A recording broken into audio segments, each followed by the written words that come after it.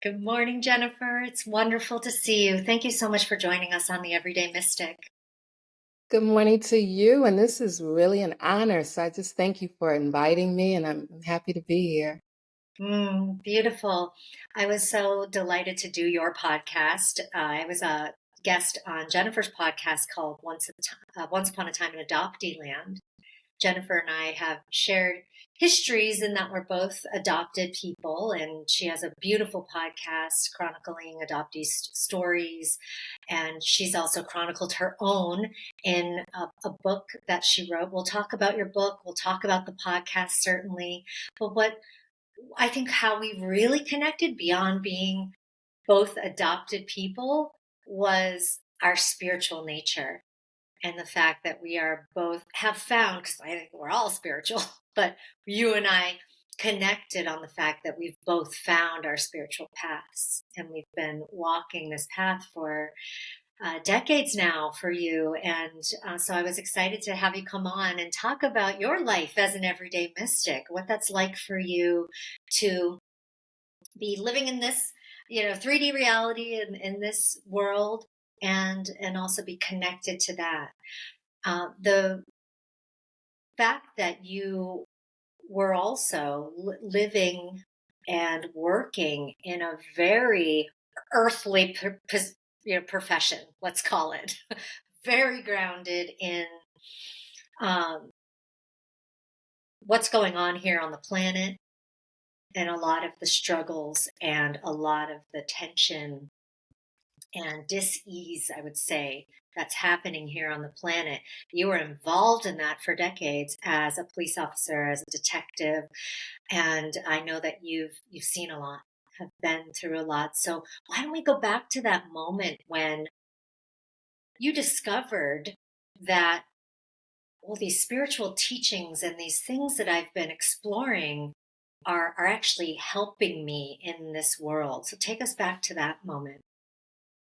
Yeah, I'm glad you asked me about that.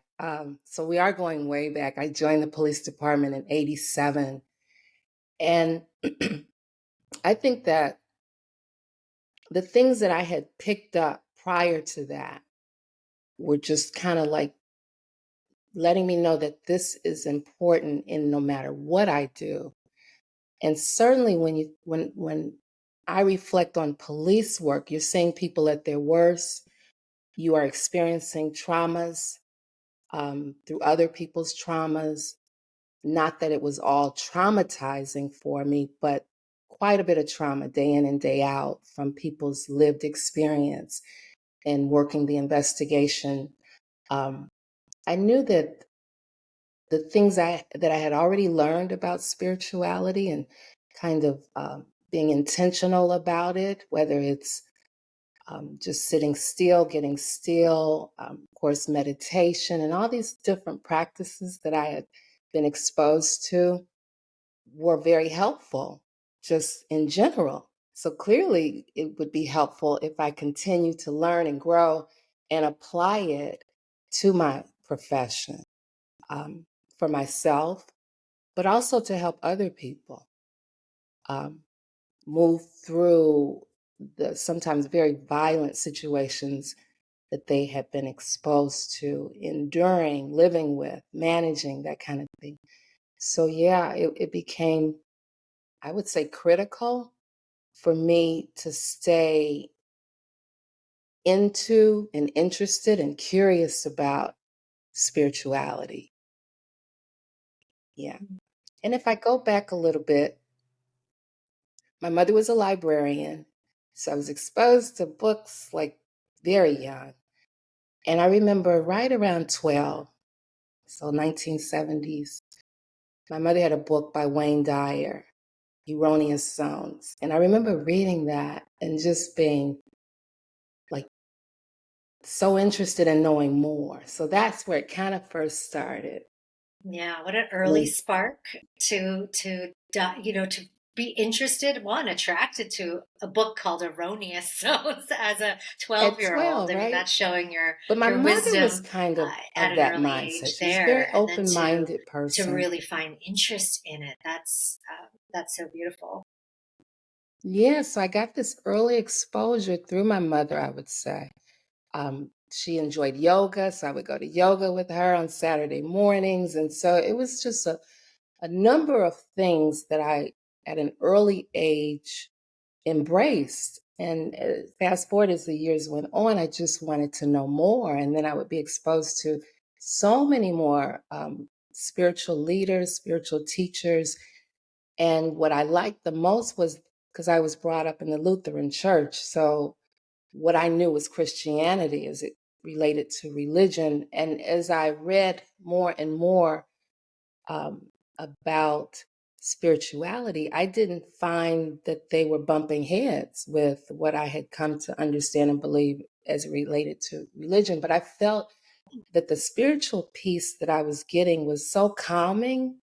It was like a breath of fresh air as I was dealing with just life situations. So when my father passed in 91, again, I relied on some of the spiritual principles that I had been exposed to. And then things just kept happening, right? Life just keeps happening. So I full-time career with a lot of enormous, I would say, um, situations that involved other people and certainly affected me as well. And so we get into the 90s, really into the thick of it. And then late 90s, I find myself preparing to be divorced and a single parent. So that was a big one. So these big things are just happening. The 90s stick out to me. I mean, good and bad, Mhm. or good and not so good. And I just remember really getting into many more authors, learning from many, many sources. And if I could share a quick story about The Secret, the movie that came out in like, oh, I don't know, I got exposed to it like in '05, somewhere in there, '05. And I remember someone handing me two copies, but I thought was the same movie. And I watched it, one of them. And then my sister-in-law asked to borrow one of the movies. So I gave her the one, not knowing that they were different, not knowing which one I gave her. I went to watch The Secret again, and that's when I determined that it was a different movie. So Abraham Hicks was in the one copy and not in the other. I guess they pulled out because of some differences with the producer. But what in that moment when I learned that, I started to do a deep dive with Abraham Hicks. And that just opened up a whole nother world about how to look at things, how to reframe things in a way that serves you, that benefits you. So if we even talk about like adoption or my adoption journey, I started to think about it a little bit different. Now that would be years later, of course, but I say all that to say that the spiritual principles and the teachers that I was getting familiar with helped me to say that my life, kind of like what you talk about on your podcast, it is really up to you. It's really up to how you're going to take inventory or stock of what has happened.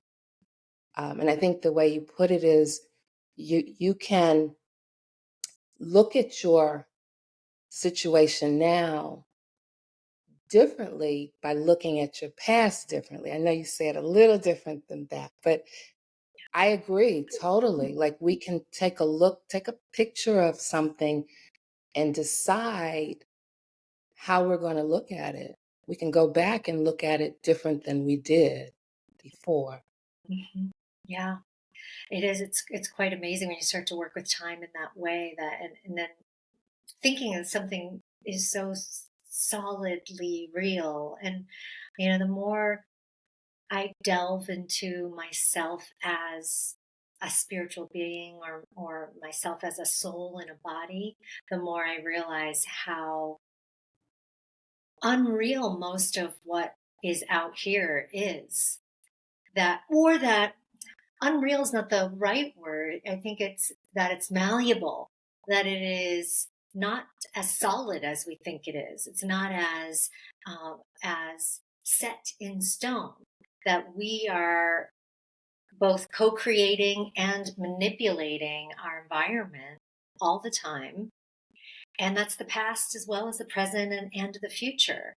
And to live in that way, there's a sense of freedom in that, right? And a sense of real true mastery of life, that we get to live it the way we want to live it rather than we are a victim to all of those experiences, being left by a birth mother and adopted, and growing up with a different family, and unknown uh, parameters, and everything that you witnessed and experienced in the police force. I mean, these are things that are very real. We are in a earthly reality here, and but it doesn't mean that those things need to impact us in the way that we're told they should impact us. And I think media and movies and the news, all of that will give us a kind of, this is how you think about these things, and this is what this thing is, and this is how you should feel about it. And it Yeah. really gives you this like prescription of how you should operate in life. So the spiritual path for me, and tell me if you, for me is really peeling back all of those layers, or those veils, or taking off all these veils that are other people's stories, other people's ideas, other people's this programming that was placed on us for how we think the world operates.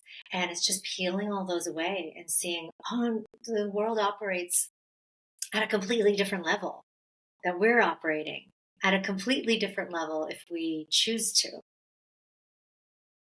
Yeah, that absolutely resonates with me. It kind of reminds me of, I know people that they get up in the morning and the first thing they do is turn on the news because you need to know what's going on. And I bought into that for a long time, primarily because in my career I wanted to know what was I going to walk into once I got Mhm. to the office. But I remember when I retired, one of the first things I stopped doing that society said that I should be doing is turning on the news first thing. And I don't go to bed to the news last thing. And yet, I feel like there are these things that society in general suggests that this is the way to go and this is how to look at it, but it may not be serving me to do it that way. And I invite people to try different ways of doing things, like see what happens if you don't get up first thing in the morning and turn on the news. Like, it's just not going to destroy you. And it just might make your life a lot more, um, I like enjoyable, but meaningful. A lot more meaningful. I get up and you didn't ask me this yet, but my practice is when I get up, I stretch and I'm really kind of still and quiet. And then I go about my business to prepare to go out into nature. I walk the woods early in the morning. I love it early in the morning. And just being out there, communing with the animals, like the deer out there, and all kinds of things are out there. But certainly just feeling my connection to nature. I think that nature is just as, we're a part of nature, and just as important as my life form is nature's life form is. And that connection that happens pretty much every day sets the tone and the mood for the rest of my day. To be able to talk with you with clarity and to be able to like enjoy our conversation has a lot to do with how I started my day. And I don't think my TV hasn't been on yet, like it may come on a little later or not. But yeah, what you said definitely resonates with me. And I think that sometimes we can get caught up in the conditioning. That was very much a part of my life to do what most people do. Um, However, I think it's worth considering doing something that maybe works better. Yeah. And having just that little bit of bravery that's required to take that first little step, whatever it might be, to read a different type of book than you're normally used to, or to not turn on the TV, or to not, have that drink tonight and see, what kind of clarity do you have without that, or to go to a seminar and listen to, a spiritual master, and being open to new sets of information, because we are really given a very narrow band of what's acceptable, what's not acceptable. Like, oh, that stuff is woo woo, that stuff is unacceptable. That is for, people, airy fairy people, or people who are just floating in the clouds. And, that's not for us serious humans who are here to do great things in the world and serious things in the world and be successful and etc. The beautiful thing is that I've realized is that uh, you can become more impactful in the world, more successful. You can attain more of those things that we think we need to feel good in this life through this path of widening the scope and learning from more types of teachers, learning from them, therefore more systems of information beyond what is that very narrowly prescribed set of safe topics, safe areas to explore. I had a guest on who is a delightful person. He is self-proclaimed not spiritual. He's just like, yeah, I want to come on your podcast, but I'm not spiritual. I'm like, I know, but we're going to have a great conversation because you don't consider yourself this. But I just, having connected into him in a conversation, I was just like, ooh, he is. And he is very mystical, and he's got these practices that are all about tuning in that everyday way. He just doesn't necessarily see himself through that Mm-hmm. lens. So when we talk about meditation, that's a great one. He meditates to reduce stress, or his stress response. But as we know, meditation is hitting on so many different levels and opening us up in so many different ways, and can be utilized in countless ways. So I like to share that with the audience, that meditation's not just this one thing, one path, one result, right? It's just this ever unfolding sense of your own being that you get to experience through it, and in a lot of different ways. So talk about how you meditate. What's your meditation practice or way like? Yeah, I've come to view my meditation is mindfulness more than anything, just kind of being in the present moment and catching myself when I say I'm doing something and thinking about something totally different. I'll bring myself back. Um, that's probably what I practice the most. For example, my posture. Is my back straight? Are my shoulders back? I'll catch myself not doing that and wanting to do that and coming back. So that's kind of a form of meditation for me too. It happens a lot when I'm on the trail, but even if I'm sitting or just going about my day, I'm okay, come back, come back. So meditation for me is really about coming back to the present moment of what I want to create, and not having my mind kind of just run away. I think it's sometimes called the monkey mind, like come back, just keep coming back. Um, I kind of started to learn about that, and I mentioned this to you before, through Eckhart Tolle, who said, he led this exercise in meditation, which was so freeing to me. It no longer seemed hard to meditate. It's just simply about being still and maybe focusing on a sound, like my refrigerator might make a little humming sound. And if I fixate on that sound, I'm really not thinking about anything else until I am, right? Like my thoughts go somewhere, but you catch yourself and you come back. I come back to the humming of the refrigerator, right? But you can do this because there's little bitty sounds going on all the time. So you just can focus on one of those. And it doesn't have to be a long time. It could be 5 minutes. It doesn't have to be long, but it's long enough where you are quieting the mind. You're not full of all these thoughts, what happened, the past, or the future, what's going to happen, because that can consume us. I think we all experience that quite a bit because there's so many moving parts to our life, and yeah, distractions come up. So meditation for me allows me to take a little bit of time to just not be thinking about anything other than this moment, right? This moment. That's Yeah, it's really beautiful. And, good. It's a you good know, practice. yeah. And what you just described to me too is like the beingness of meditation or that meditative state. Whereas I think so many people would, and it starts this way for most people as a practice, right? Oh, your meditation practice, or I'm going to go meditate, and I'm going to go, like you're going to the gym, you're going to go meditate. And that's how it begins for most people. But I can tell you've done it for a long time to where it's part of your beingness that the meditative state you can enter it, you can be it, but you can also enter it at all moments just through directing your thoughts, quieting your thoughts. So it doesn't have to be this thing that you go off and do in a cave or you go off and do in a special meditation room or that you have to set time aside for. Getting to a place where it is part of your beingness and your state of being is so powerful, so incredible to be able to operate life, this world from that place. Oh, it's beautiful. It is.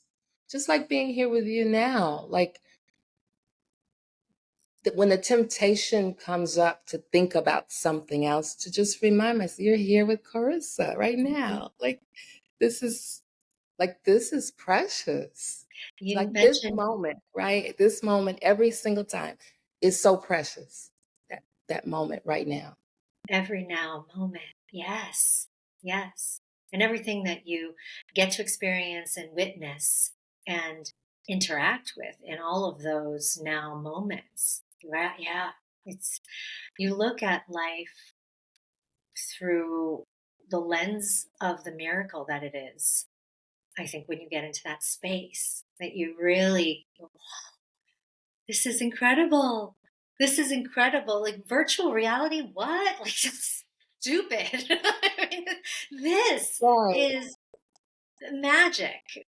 And we're in it all the time. It's just kind of breaking free from, I think, those parameters that have been set or the blinders that are on that force us into seeing everything through this very narrow band of understanding. And when that busts open, you're just like, whoa, just being and sitting here and breathing is amazing. Yeah, it is. I Right? think I listened to you talk about that on your podcast. I think the latest episode.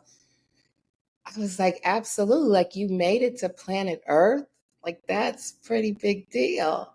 And you're still here. Like each moment you're still here. Like that's no small task. Like that should never be, I guess, not what I'm gonna say. It should always be acknowledged. And I think when we're in the present moment, that's when we're doing it. Absolutely. Yes.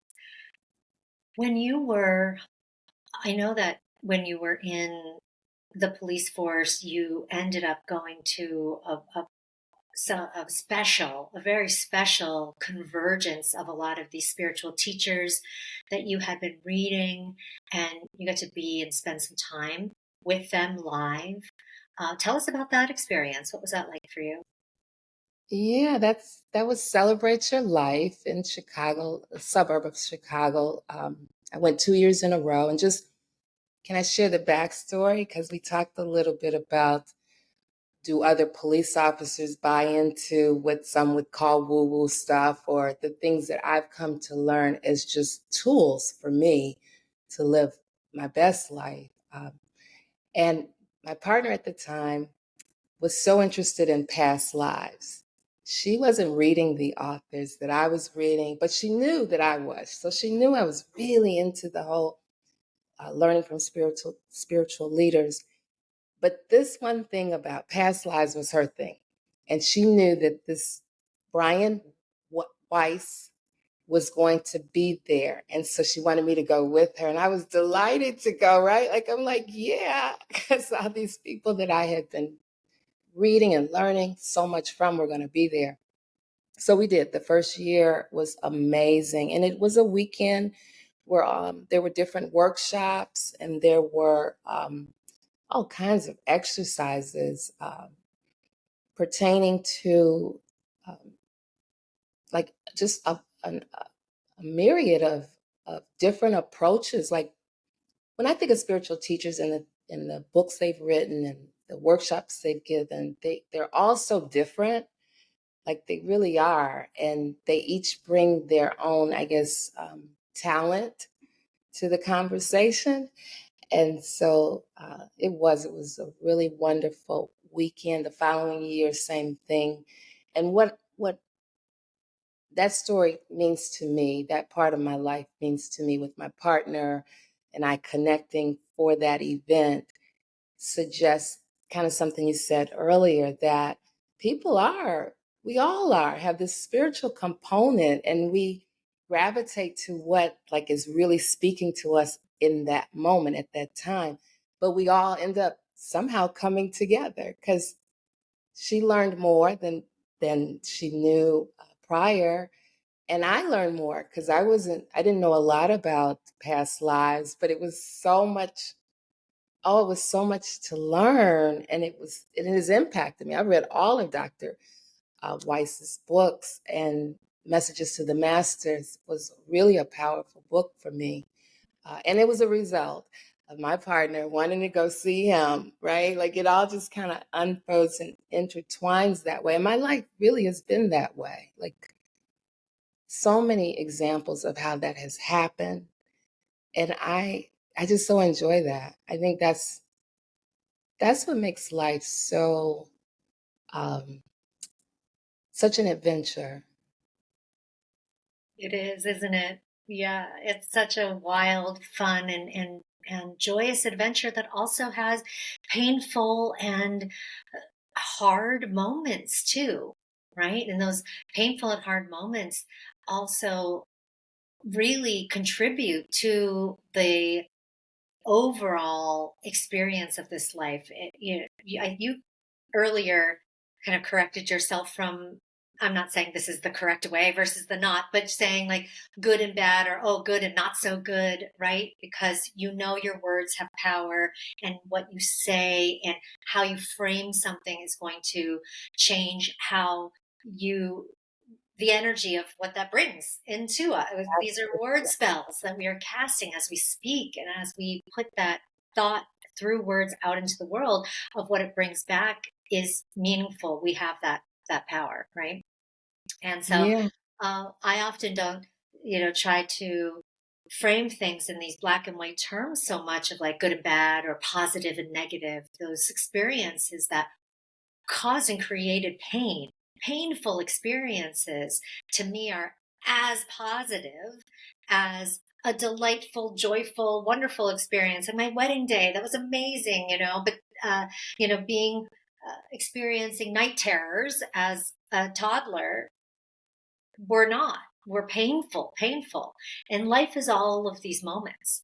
It's all of these experiences and feelings. And if we only want to feel the quote unquote positive ones, then we are closing ourselves out from the full of the human experience. And I believe we came here to have that full human experience right. to then be able to learn from it and go, oh, okay, well, yeah, that was painful and that sucked. And I don't want to feel that anymore. What can I do? And how can I change my circumstances? What can I learn from this and grow? And how can I grow from this? So um, tell us a little bit about going back to our little bit of our shared history. Our stories are so different, but as far as your adoption story and how how you felt growing up. Did you have um, painful moments, whether in childhood or in early adulthood, of when you felt maybe that common thing that adoptees feel of this unworthiness or unvalued, unloved because of being given up for adoption?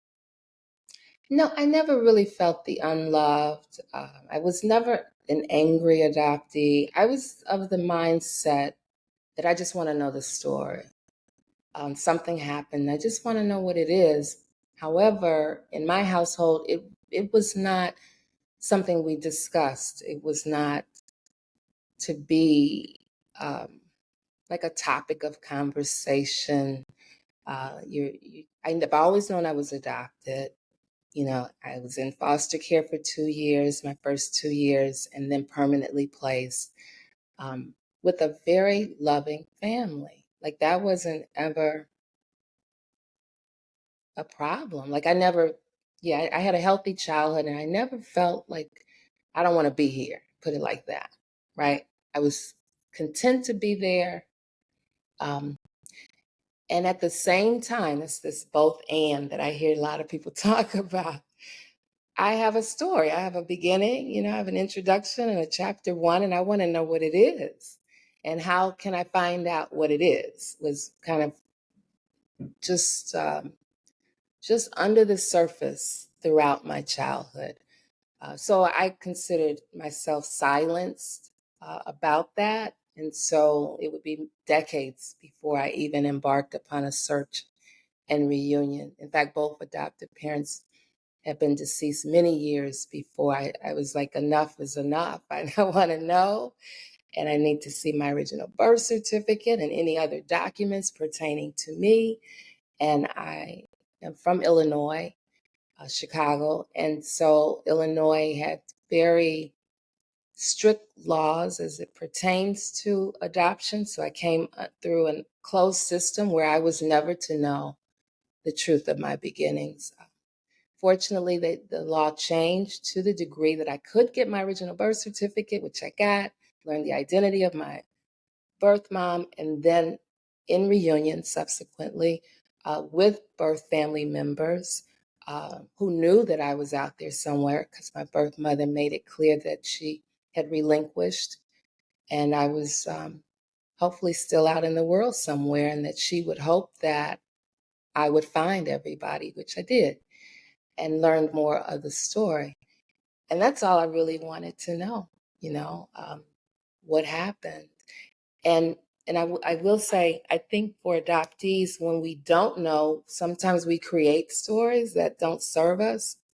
Uh, and that is something that I know on my podcast, when guests come on and share a part of their journey, they're wrestling with. You know, when you don't have access to your records and you don't know exactly what happened, or like in your case, you're told one thing but that's not the truth. You learn this is the truth. And so this is this is pretty big. This is a big deal, I think, for adoptees to have access to records and know the truth so that we aren't stuck with a story that isn't truthful or struggling with not creating one because we simply don't know. We just wonder. Yeah, and that curiosity led you to finally doing digging. Did you also consciously wait, or maybe you were just subconsciously driven to wait until your parents were gone? Yeah, I'd say the latter. Yeah, I think it was so ingrained in me that it shouldn't be important. We're your family. We love you. You might not like what you find. Like all these through the years, messages, direct and indirectly, I bought into it. That's the best way I can say it. And what hit me was my son was about 20 years old. I have a biological son. And I just remember thinking, well, if not for me, what about for him? Like doesn't he need to know my side of the biological piece? He had his father's side, but mine is just as important, to him. So he was kind of the driving force because it was around the time that he was 20.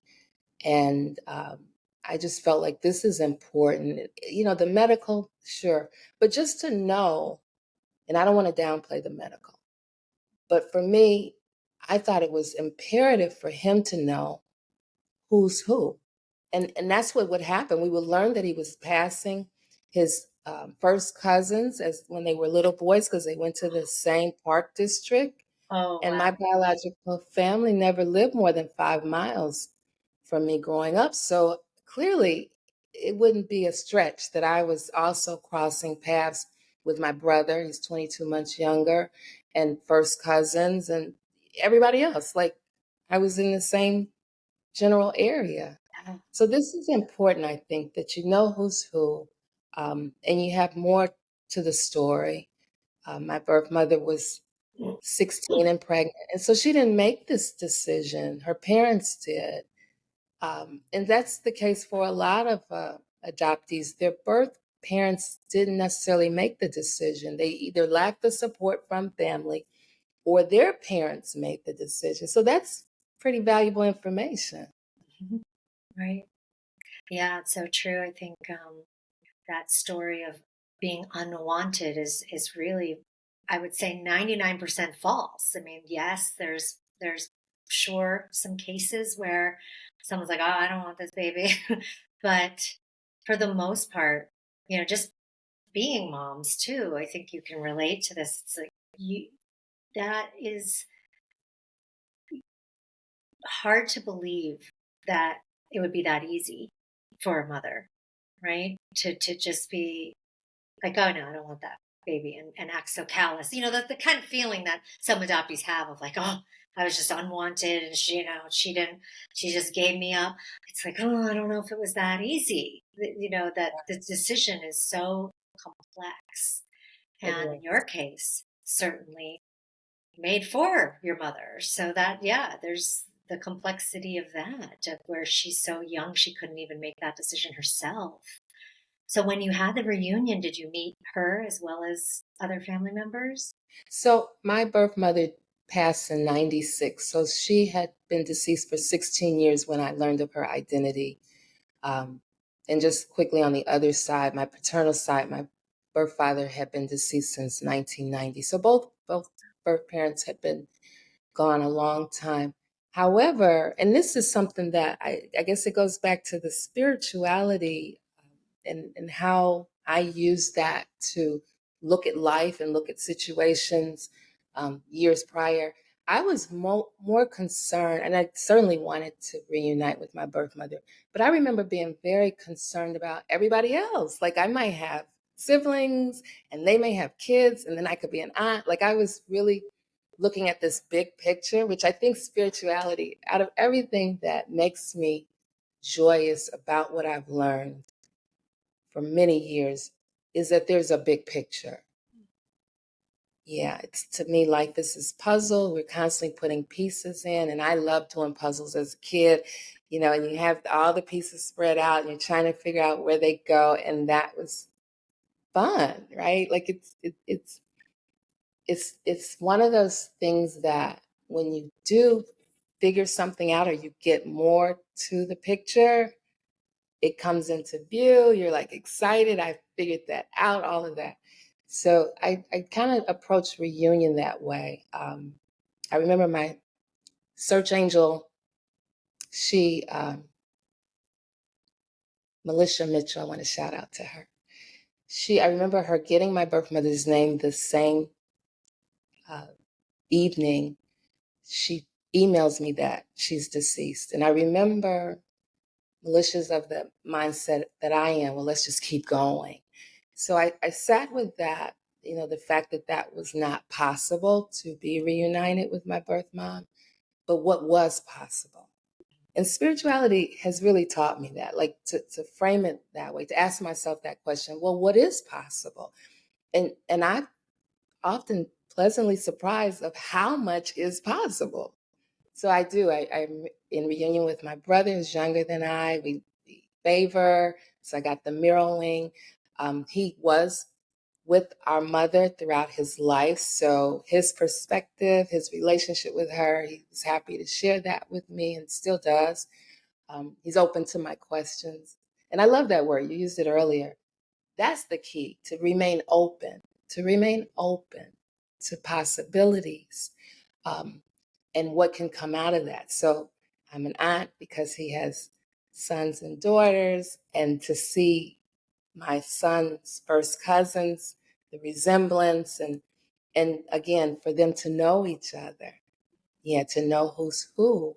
And when he shares with me, I got together with, he'll name one of my nephews, and it just makes me feel good because I think without reunion, that may not have happened, where they can fellowship or, be together when they so choose because they know who's who. And then I met first cousins. I met an aunt that I'm really close with. So it was a lot that was possible because of the reunion that I treasure. And let me just say this, I met two of my birth mother's best friends, like when they were growing up. Oh, neat. And you tell your best friends things you don't tell anybody else. So just to be able to learn from those two women that live next door to my birth mother, like that was extraordinary. Mm. So you were able to piece together this vision of your mother and this kind of essence of her through everything you heard from her best friends and your brother and your aunt. And how cool is that to be able Yeah. to conceive of her through all of those relationships? And continue to, right? I continue to, which is it's really special. Mm, it's I amazing. feel her presence so much. And in the early days of reunion, and can I tell you this quick story? I was kind of done. I had found my maternal side, all's good there. It's time to find my paternal side. And I remember reaching out. So this is like 2012, and I'm reaching out because her best friends gave me some information, a lot of information. They knew who he was, they knew his name. And I remember right before I met them, I was focused on, okay, let me just reach out to people to see what they may know about my paternal side. And I was given this name of a woman who might know my birth father. Long story short, I call her up. I just spit it all out. I say, I'm an adopted person. I'm looking for my father's side, my birth father's side. And my mother's name was Wanda. And it just got quiet. And she said, you're Wanda's daughter. Like she knew the story. Mm. And she wasn't able to help me with my paternal side, but that's how I found the best friends. So Mm. I remember thinking my birth mother was not done with me learning more about her before I started to learn about my birth. Oh, that's incredible. And so you Yeah. discovered that he was also deceased, but then did you meet anybody else from his side that he kind of maybe continued on? Did he continue on with family or anything after Yeah, you? so I fast forward 2017, I do a DNA test, and the results, I did it on my birthday, May 3rd, and the results came back, whatever, 6 weeks later. It was a match to my birth father's first cousin. And they were so receptive. Again, I just said, hey, I'm an adopted person I'm looking for. And they were like, and I had the information from the girlfriends, my mother's girlfriends that assisted. We know DNA that's the real deal. But it always helps, and I tell people this, it always helps to still do as much other homework as you can. So when you present something to a family member, birth family member that may not know your story, they knew nothing about me, it gives them a bit of relief to know that, okay, this might be okay. Like Hmm. they're not as suspicious. Yes. Yeah, so I supplied them with nicknames and stuff that I had about him in addition to the DNA. And I was reunited. Well, I should say I learned of two aunts, my birth father's sisters, and then some first cousins, and one cousin in particular who would have been the oldest grandchild, I believe, on that side. And I would come a couple of years later, even though they didn't know anything about me. But she and we just seemed like I pictured we would probably be the closest if we had grown up together.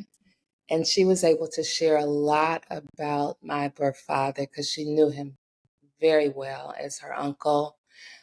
So yeah, I learned a lot about him. Not as much as I learned about my birth mom, but I feel like it's still like it's still possible. I'm open to learning more as time goes on, you know? Right. So Yeah. The book is never closed. And now that it's open, it is, what else might be discovered? What else might be found? This is such important information for everybody these days, not just adoptees, because of uh, the DNA testing and the fact that so many people now are doing that and are in yeah, these records and are reconnecting to potential lost family members. I mean, you could have uh, not think you're at all related to the adoption world, um, and discover that you are in some way through the fact right. that so many people are doing the DNA testing. I mean, my husband's brother did um, the ancestry.com, and he went deep, and then a match was made with a first cousin and an unknown first cousin. And this unknown first cousin, lo and behold, is my husband and my brother-in-law's aunt. She had a child when she was also 16, and it was forced to give him up. And so similar story to yours. And so she lived with that secret.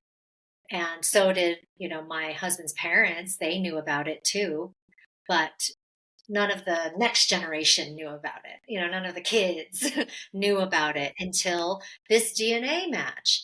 And now all of a sudden, there's this new person who's in their life, and that through the it was kind of a mistake. I'll call it a mistaken posting on Facebook. My brother-in-law posted it on Facebook that he got matched to a new first cousin, all excited about it, not realizing, oh, wait a minute, this has a story behind it that maybe isn't ready to be out there. And that story's a sensitive one. Right? It's not something that everybody wants either to be known or to be out there. And thankfully, this all ended really beautifully, happily, where my husband's aunt and her son that she had when she was 16, they got reunited and lived similar to you, like lived a town over from each other, and were really in close proximity, probably his entire life. And they were able to meet and connect and have built a relationship, and he's been able to meet the family. And so for anybody listening, these are all things that are useful to be prepared for because you never know what might come knocking on your door these That's right. days. Yeah, and stay curious. Yeah, stay curious is my big thing. I wanted to ask you, because one of the things I do have that I didn't mention earlier as a practice is mantras. Do Hmm. you do you do mantras? I, I don't do mantras that are, of like the Hindu or Buddhist mantras, things that are um, set in that way. I will do a lot of repetitive, affirmations or what my own mantras, I Yeah, suppose, your but own way. they're different in a every day. They're different depending on what, I guess I'll say they're just not as prescriptive as, oh, I do this ancient mantra that is to bring about peace, or it is not. I haven't practiced in that way.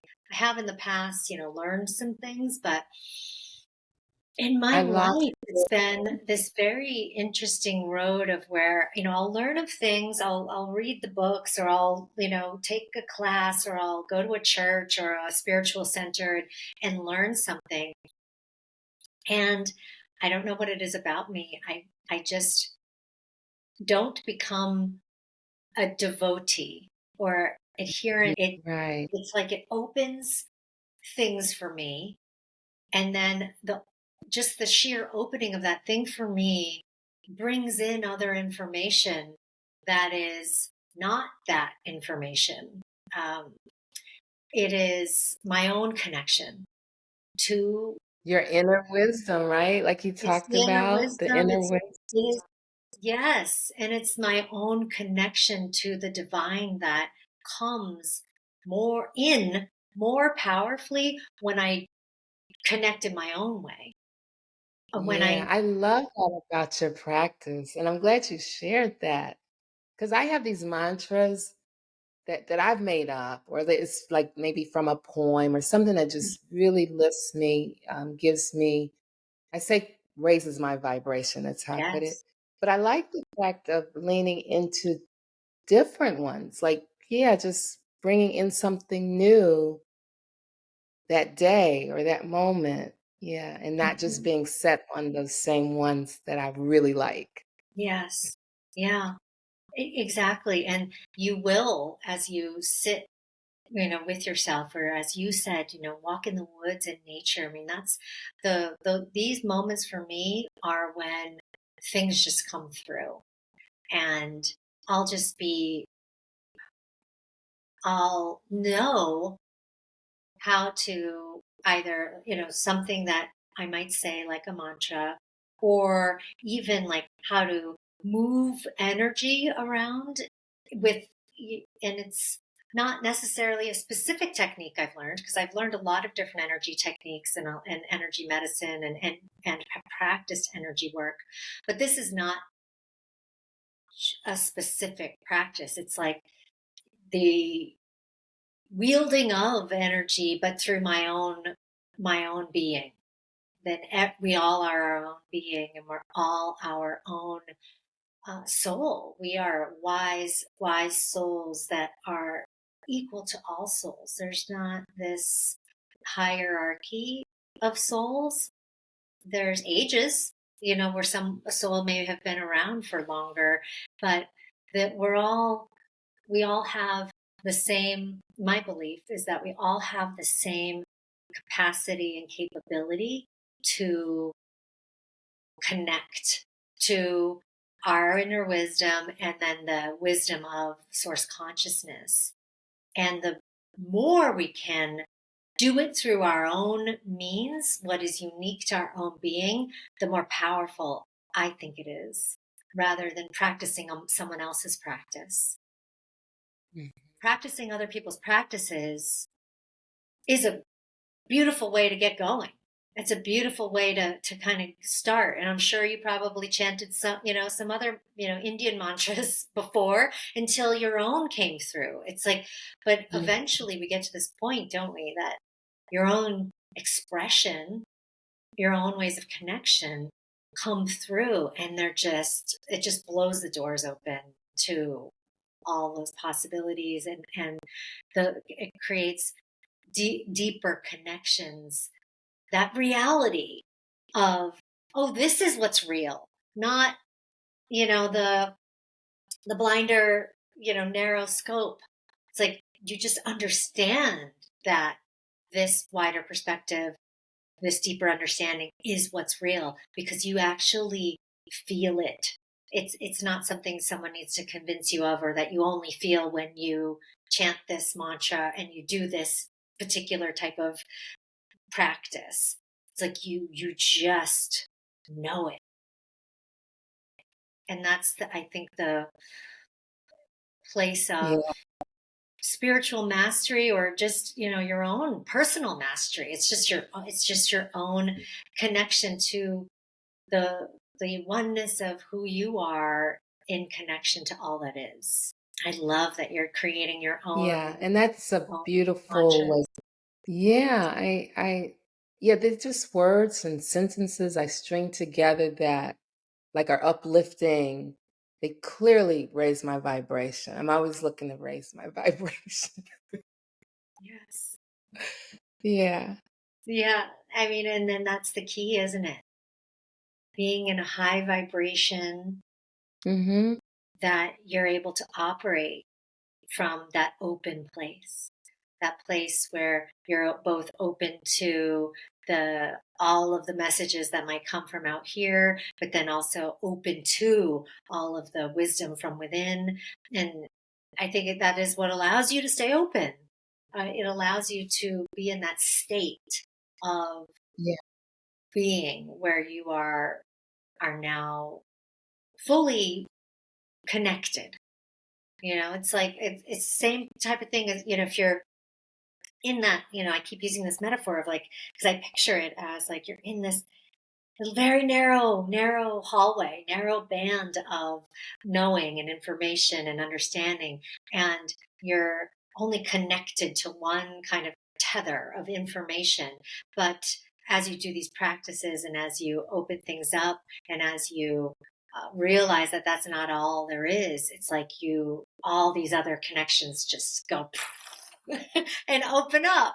It's like, whoa, okay.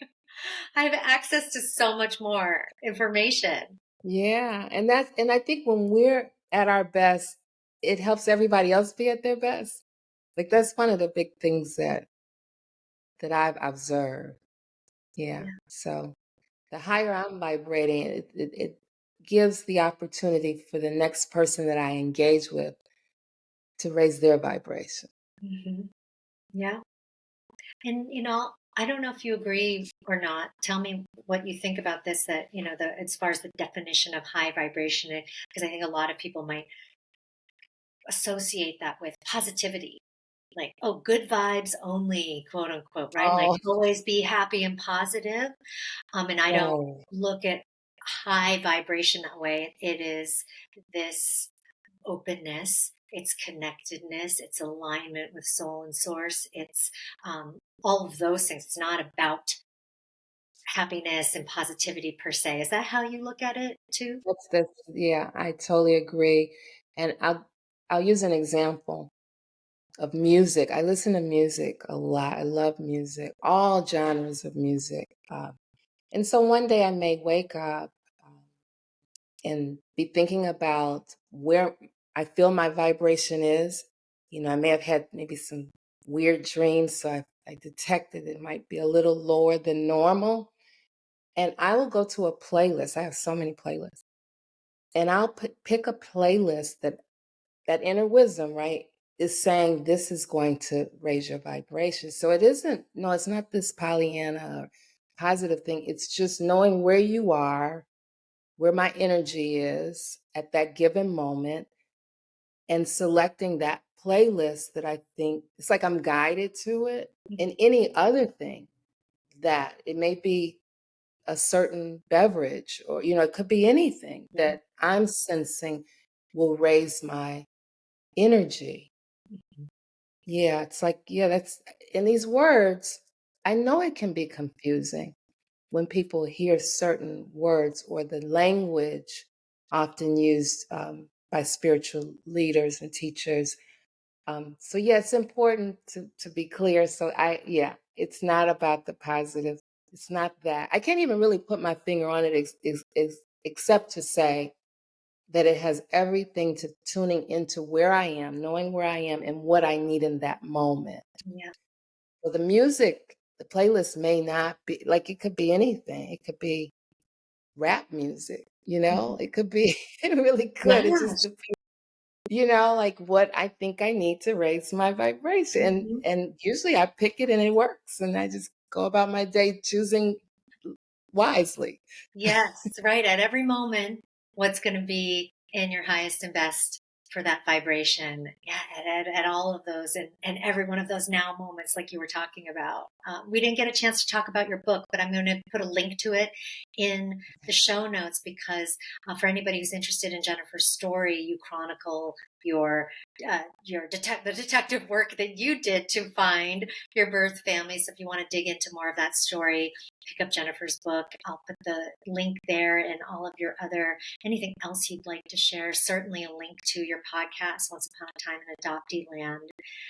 Like we were saying, for anybody who, even if you're not an adoptee or you don't have an adopted sibling or you're not an adoptive parent, you still might be touched by this subject by the very fact that, there could be a unknown family member that gets discovered through all of this now current DNA testing that's going on. So really, I think it's an interesting subject for all people to get into. Is there anything you want to leave people with before we say goodbye today? Oh, this has been wonderful. I'm so happy to be here with you and a guest on your show. I just think you're doing an amazing job with the Everyday Mystic, and I just want to encourage people, and like you say, adopted, non-adopted, and like everybody, we have a right to be here. We made it. Um, it is really a miracle. It is a miracle. Uh, and that what happened to us, and everybody has had trauma and will have trauma. That's just a part of the lived experience. But there are ways to um, live with it, I would say, and manage it. And like we just have a variety of tools. And for me, spirituality is just one of those tools.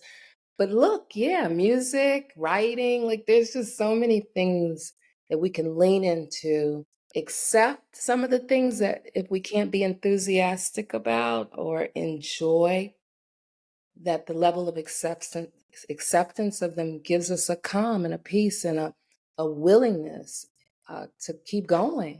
Beautiful way to move through the world. Thank you so much, Jennifer.